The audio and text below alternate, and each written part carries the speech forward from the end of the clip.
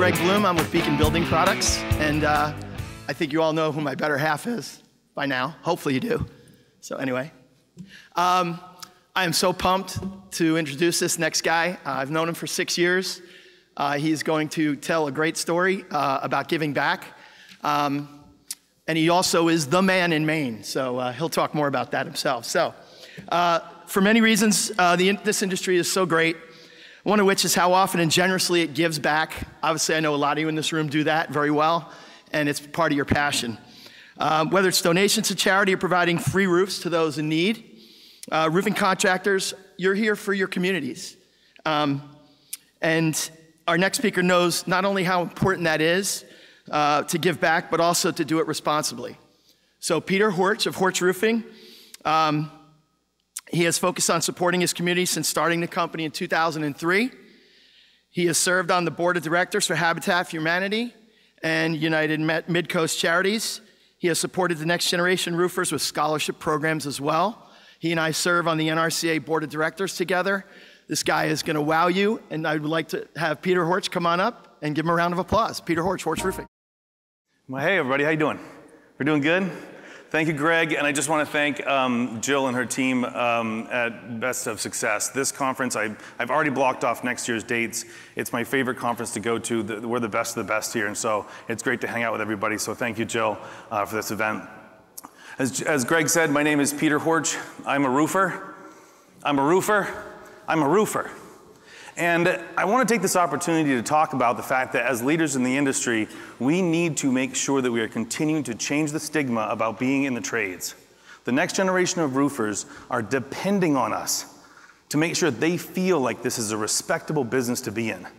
I met a gentleman once and I said, "What do you do for a living?" And he says, "I sell building materials." And I said, "Oh, I'm a roofer." He goes, "Oh, actually, I sell roofing materials." I said, "Well, why didn't you just say that?" He goes, "It doesn't sound as cool." Right? We need to change that. So for those of you in the room that don't know who I am, my name is Peter Horch, and I am proud to be a roofer.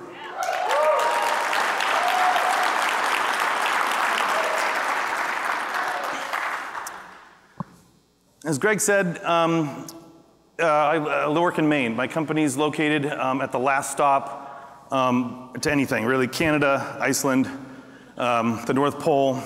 Nobody flew through Maine to get here, I can tell you that. Nobody said, "I fly through Augusta tomorrow." No, that doesn't happen, right? 70% of the population of Maine is in this region here, and that's primarily where I do a lot of our roofing. We have 2 offices, one in Cumberland County and one in Knox County in Midcoast area. We primarily focus on residential, steep slope, retail roofing, asphalt shingles, standing seam metal panels, a little bit of EPDM and gutters and repair work, but primarily asphalt re-roofing. A lot of residential homes in Maine, and a lot of trees. You see the rest of the state, that's all woods. So over the past 20 years, I've grown my business, and I've had a journey. And like Joe said at the beginning, it's a lot about stories, right? And telling stories. So I want to tell you my story today about how I feel as though giving back to the communities where I work has been really successful for the growth of my business. So hopefully you can take something away from this. But I want to start when I was 16 years old. I had my license, but I didn't have a car. I was a junior in high school. I wanted to borrow the car on a Saturday, and my dad said no. Okay, so already I'm off to a bad day. And I said, "Why can't I have the car?" And he says, "Because I have to go clean out an apartment." And I said, "What are you talking about?" He goes, "Well, I'm the executor of an estate of an elderly woman who passed away, and her 2 sisters don't have any means of doing this. And so I have to go rent a U-Haul, go to this apartment, clean this all out, put it in a storage unit." And he's like, "Do you want to help?" And I said, "No." I don't want to do that, right? I'm 16 years old. That is not my vision for a Saturday. But he pulls on my heartstrings, right?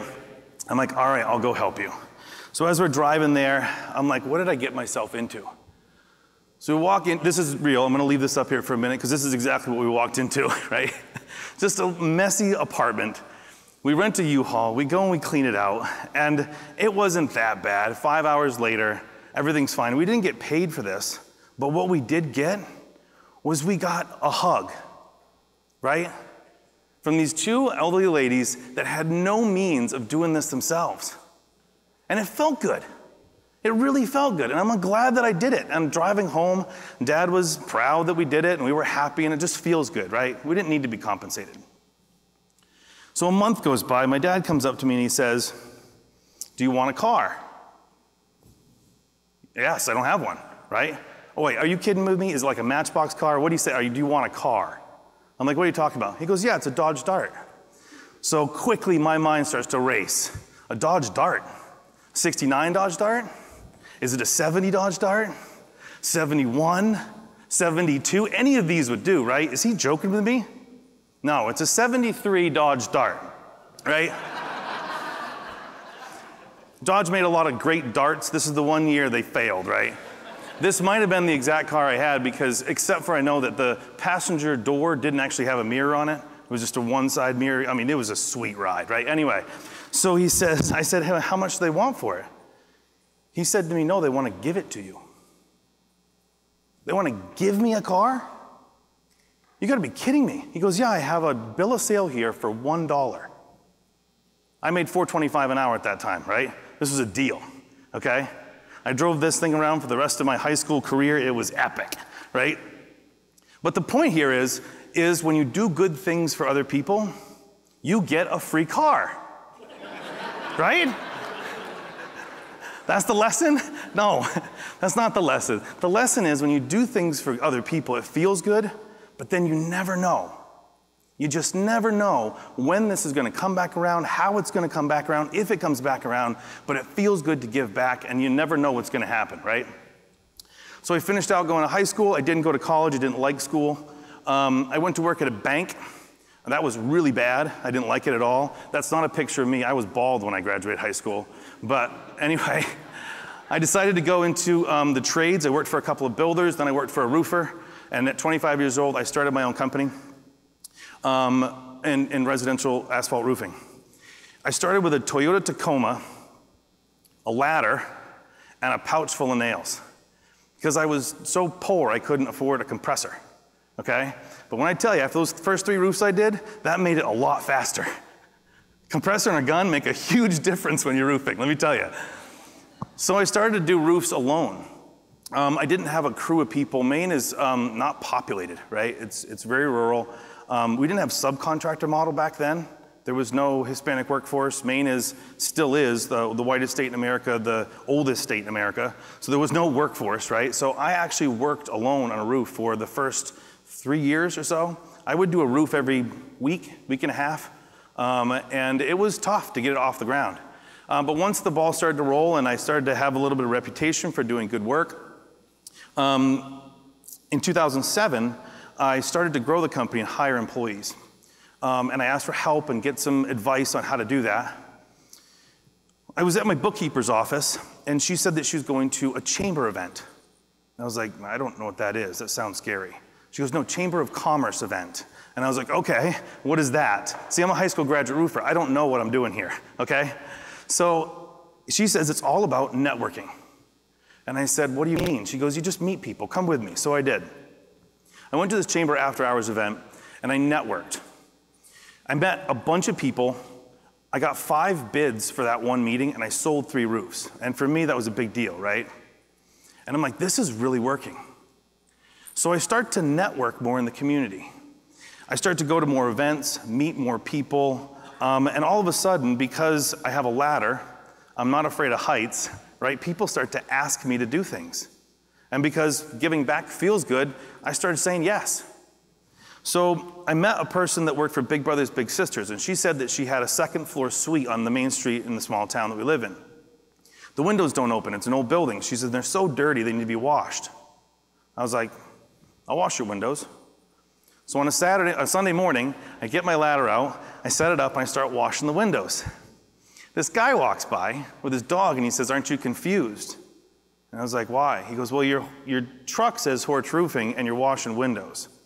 And I said, "Oh, no, this is just because the Big Brothers Big Sisters organization is great, helps out young people, and I just thought I'd do them a favor." He says, "You got a business card?" I said, "Yeah." Went and measured his house, sold lead. That's what I call it. It's called a sold lead, right? Where it's already sold before you even get to the job and measure it, because he trusted that because I was giving back to my community, that we were going to do good work on his house. Next, I talked to somebody from Habitat for Humanity, and I started to get involved in this organization. You all are familiar with this, provide affordable housing. And they had a roof that needed to be done. It was a smaller roof, 11 square. So I rallied my troops, right? On a Sunday morning, we went and donated our time and the material, and we gave back a roof for Habitat for Humanity. Next week, 2 board members call me, can I have an estimate? What do you think happens? Sold lead, right? They hired us because we gave back to that community. And again, we're doing this because it feels good. I just didn't expect this much repercussion, right? The last story, our local high school, Camden Hills Regional High School, there was a group of kids that came into my office, and they were like, we're going to Tokyo. It's our junior year trip. We're going to Tokyo. Can you donate? And I was like, no. I mean, seriously, sometimes you just say like that doesn't feel as good, right? So it's like, why? You know, you can figure it out, right? So they actually brought in a PowerPoint presentation into our office and told us all about how much they're going to learn, what they're going to do, who they're going to meet, how much this is going to benefit them. And I'm like, all right, we're going to do it. Here's $500. End of story, right? 2 years later, this couple comes into my office and says, I'd like to pick out colors for our new roof.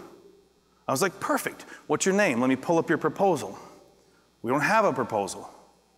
I was like, what do you mean you don't have a proposal? Usually you get a proposal and a price, and then you pick a color, right? That's the order of operations. They started with color, and I'm like, why? Well, you donated to my daughter's trip to Tokyo 2 years ago. We're hiring Horch Roofing. Sold lead, right?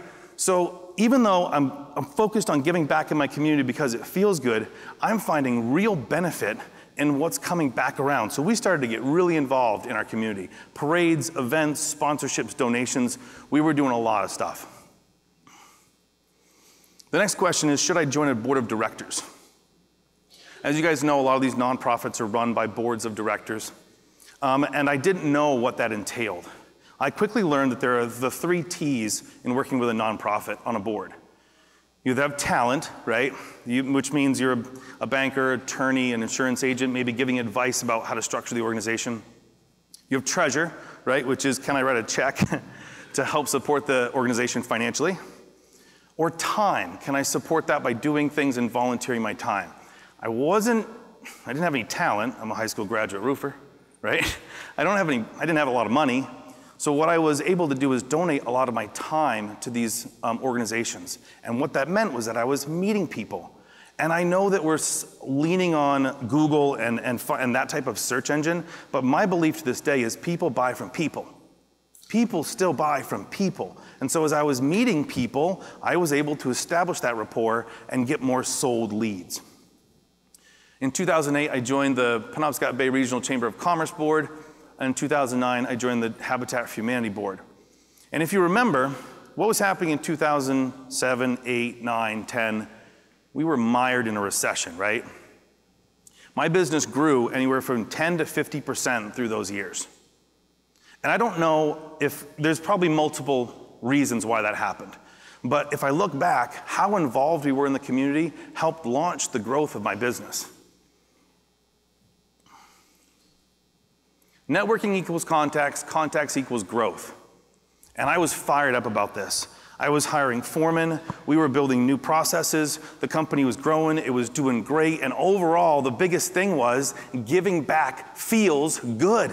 We were having a good time at this point. My employees were involved, everything was going great. Look at that puppy. The problem is that I became a yes man. And that's not necessarily a good thing.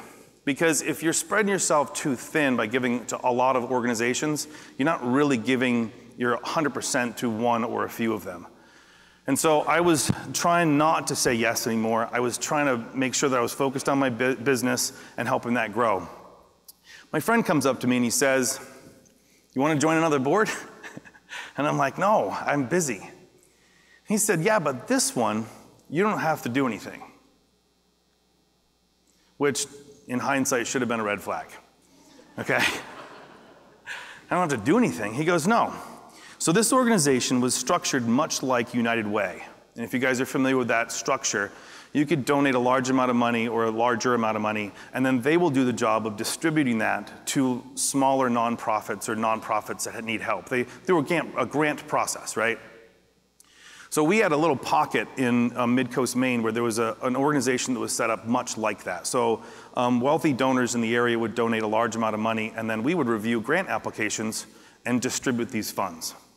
So he said, just meet with the president, you know who it is. And I was like, I do know this guy. He was awesome. He had been in our community forever, trusted businessman, great fundraiser, gave back to the community, really good guy. He was elderly, right, because he was about ready to get to retirement, at the point in his life where he was ready to retire.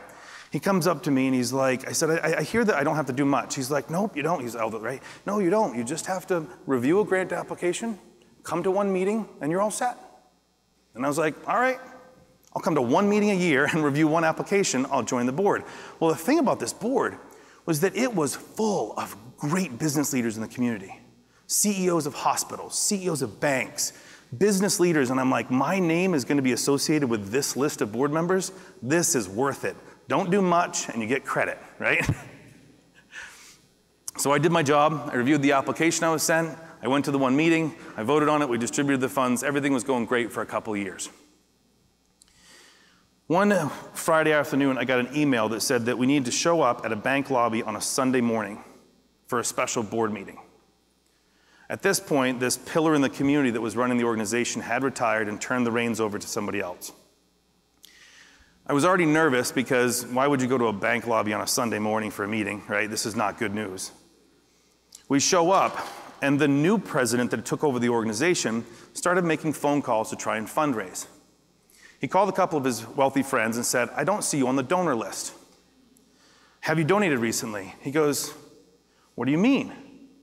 I just gave $100,000 6 months ago. Where is it? We don't see it. So we found out that this president, this pillar in the community, had been embezzling over the last 20 years. And he got up to $4.6 million. These are small communities. It sucked to learn that somebody was stealing from people in our communities. Out of the 45 board members in that room, 25 resigned within 48 hours. I'm out, I'm not dealing with this, I gotta go. I didn't know why. There was this mass exodus from this board, right? I had no idea. Again, high school graduate roofer, right? So I decided to stay on to help rebuild the organization. What had happened is this president had set up 2 bank accounts. One that needed to be on the real books, and then he had a personal account. The bank trusted him, so they set up an account for him. So he was just washing this money through his personal account. At the end of the day, this was scary. The reason why, and this is a really big point for my presentation, if any of you are involved in a board of directors. The reason why is because board members have a fiduciary duty to take care of that organization. And if you're found negligent of that fiduciary duty, you can be sued both personally and professionally as a group. And that's why there was that mass exodus. Everybody was scared. We're in trouble, right? If you divide $4.6 million into 45 board members, it's $100,000 apiece. I don't want to write that check. So this is where, I know insurance is kind of a bad word in the roofing industry. Nobody likes more insurance, right? It's horrible. But if you are serving on a board of directors, it is crucial that you have directors and officers insurance, D&O insurance. And in that policy, there needs to be language that defends board members against this type of stuff. And so thankfully, at the end of the day, we researched the donor list, and in our community, they were nice enough to not take action against us or the organization, because they recognized that this person was just behind our backs doing this, stealing, basically, right? So what we had to do at this point was we had to work with the FBI. That's a big amount of money, so they get involved. And we actually recovered 60% of the lost funds back to the organization, which is unheard of, which we're really proud of. Set up a new endowment, and the organization today is running really well. So we worked on a plan to rebuild the processes, make sure this doesn't happen again, and like I said, everything's running smoothly. But again, this is really scary for me. I'm at a crossroads at this point, right? Doing something over and over again and expecting different results is insanity, right? So if I keep doing what I was doing, this could happen again. Or I say, I don't want to do this anymore. This hurts so bad that somebody stole from me when I want to do something nice to people. I'm not going to do it anymore. Well, that's stupid, right? So I had to find out if there was a middle road where I can not have this happen to me again, but I can also give back to the community. So what we started was the Horch Roofing Responsible Giving Program. And I'm going to go through this and how we use this program to give back to our communities. And first, I'll show you a quick video about this program.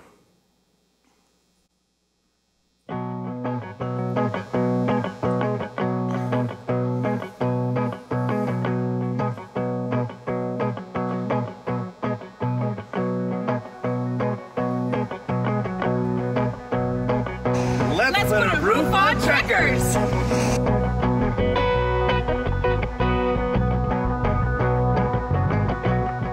At Horch Roofing, we have a responsible giving committee. All of the requests for any assistance or help in the communities that we work in go through this committee. Mostly, it's our employees that think about where the money should be allocated. I have 2 kids in Trekkers, and Horch knew that it was important to me, and they listen. Horch Roofing is known for being very active in the community. We do set aside a certain dollar figure in our budget to give back because our customers live in these small towns, our employees live here, and it's just nice to be able to give a little something back. I think the biggest thing is for kids to be heard, which is a great part about Trekkers, that they have somebody to listen to them.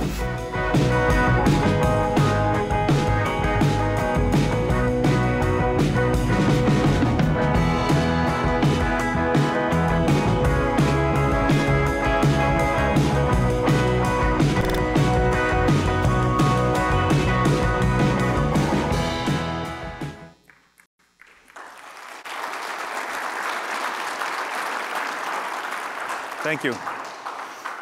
Trekkers, I know the volume wasn't too good on that video, sorry about that. Trekkers is an after-school program for kids through all 4 years of high school where they get in that bus and they literally trek across Maine and New England all the way down to DC for their final trip. It's an awesome after-school program. And as you saw, one of my employees had both her kids in that program, so she recommended that we get involved, and it was a great experience. So here's the responsible giving process. First, what I did was I said, if we're going to give back more responsibly, I want to know what my employees want. So we did an employee survey. We gave them a list of 10 different basically categories of nonprofits that we could give back to in the community. And over the years, it has kind of simmered down to these 5 categories. In Maine, there's a large homeless population and there's a lot of asylum seekers, and so our employees are concerned about that. A lot of our employees also have children, and so they want support for education, after-school stuff, sports, food insecurities, supporting food pantries, healthcare. In Maine, since it's so rural, Lifelight is a huge organization that saves people's lives. They've got a helicopter fleet and planes that go to remote areas to get people the care they need. So this is the basis for what we make decisions on giving back to our community. If you go to the About tab on our website, under Responsible Giving, there's a form you can fill out. And it's really a basic form. We're not looking for a big grant application, but we ask a nonprofit to tell us a little bit more about why they want money. Contact info, amount they're requesting, whether or not it's a registered 501c3 or C6. What's the mission of this organization? Does it fall in line with what my employees want to do with our money? If not, there's always exceptions to that, but if not, we can kind of say, hey, look, this isn't within our mission of what we want to do with giving back. How will the funds be used? I mean, you guys know, you get asked all the time to give back to the communities, right? If you're giving $10,000 to somebody, what are you doing with it, right? How is it working for the organization? Will Horch Roofing get recognition for this? Will we have a banner or a booth or be able to speak in front of an audience? So all these things are asked in this application. And the bottom one is the important one. We ask for a P&L and a board list and a paid staff list. You guys understand how a roofing company is structured financially, right? I don't have to explain that. Labor, material, overhead, right? And the profits left over. You can look at a P&L from a nonprofit and figure out really quickly whether or not they're run right. If they have a very short paid staff list, but a very high line item of salary and wages, how much are those employees making and how much of your money is going back to the actual person that needs it instead of overly supporting the organization? So we're able to look at this, we pull this all apart. We have a committee that we formed, which is made up of somebody from our field staff, our office staff, executive, and marketing manager, and they review these requests. They review the applications and the financials, and then if they're approved, they follow up with updates on whether or not the money is actually working in the community. This is hard work, but it's very, very rewarding.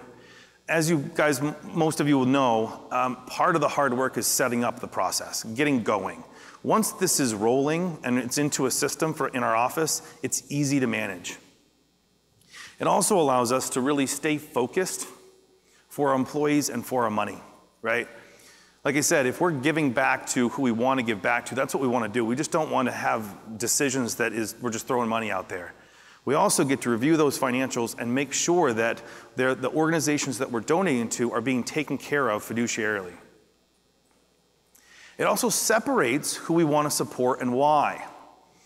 It's funny because out of 10 businesses that will come up to my business and say, can we have a donation?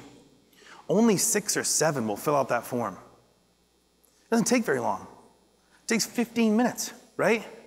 If you're not willing to spend 15 minutes to tell me what you're going to do with money that we're going to give you, then it's probably not worth giving you the money, right? So it's a great structure that we have got set up, and it works really well. This is a list of the nonprofits that Horch Roofing has given back to over the years, and we stay involved with a lot of these currently. So I talked about in the beginning how I was doing about 20 roofs a year. When I started out. Right now, Horch Roofing, out of its 2 offices, will do well over 1,000 roofs a year.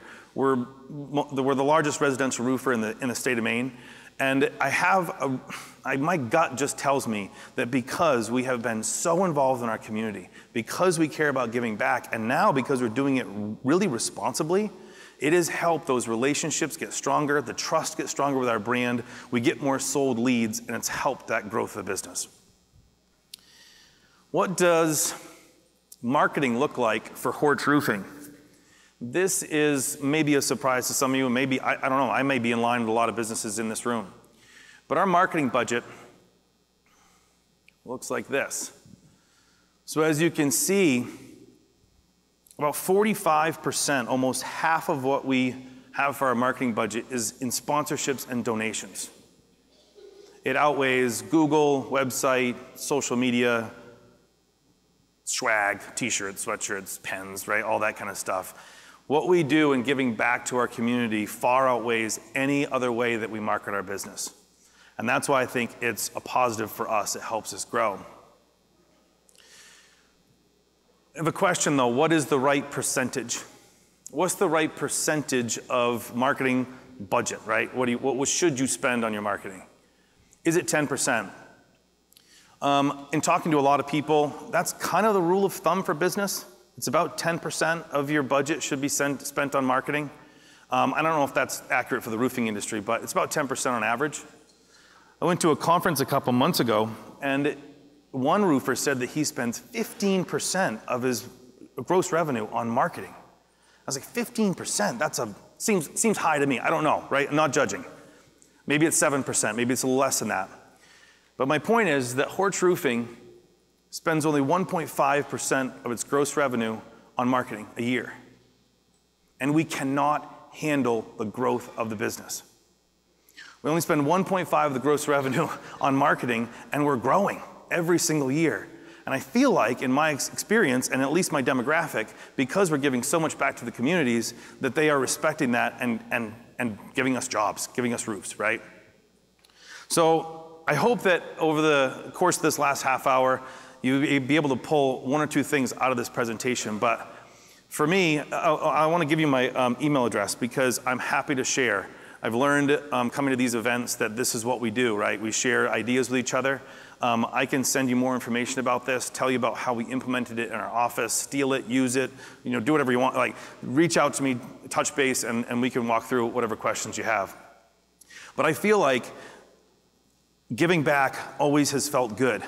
But for me, and I look back in 20 years, it has also benefited my business. And I want to go back to the original story. That's not why we do this, right? It's great that it helps grow my business, but I give back because it feels good. That's why it feels good. So thank you very much for your time. Appreciate it.